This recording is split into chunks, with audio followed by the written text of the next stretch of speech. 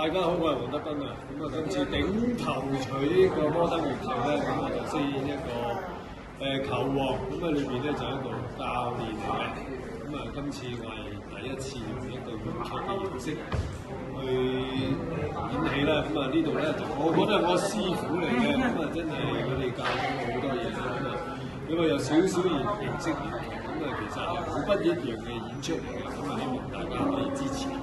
係啦，大家好，我係魏俊輝。咁啊，大家都知道我係做粵劇㗎啦。咁啊，今次呢個新派嘅粵劇咧，咁就時裝嘅。咁啊，古裝嘅才子佳人啊、公子哥兒我做得多啦。但係街市仔呢個鄭開滿咧踢足球咧，真係我人生中咧係第一次。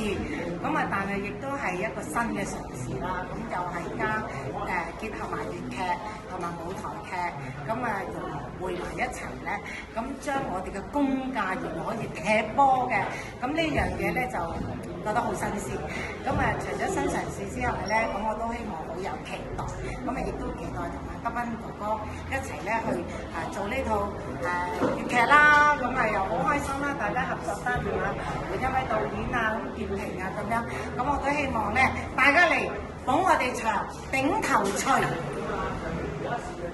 頂頭鎚咁啊，粵劇咧就其實就係香港人嘅音樂劇，就有歌有舞，同埋咧就唔係話啲人覺得粵劇就一定係咁，但係其實粵劇有好多可能性，即係有交爵士。不過呢個頂頭鎚咧都係用翻呢啲粵劇嗰啲創新傳統做出嚟嘅，即係有阿權玲嘅將組合咗好多經典嘅粵曲，結合咗一個粵曲型嘅音樂劇，又唱得好，跟住阿德斌咧又造型真係持續，跟住阿輝輝又係即係功架由頭帶到落尾㗎，真係好好睇嘅，睇咧就蝕睇啊！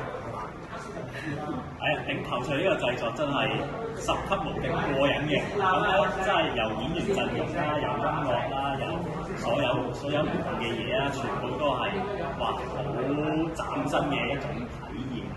咁次排練咧都感覺到有唔同嘅火花，係啦，各個演員啊，成個創作團隊啊，都係非常之 talented。咁我就真係急不及待要將呢套戲可以快啲上演搞掂啦！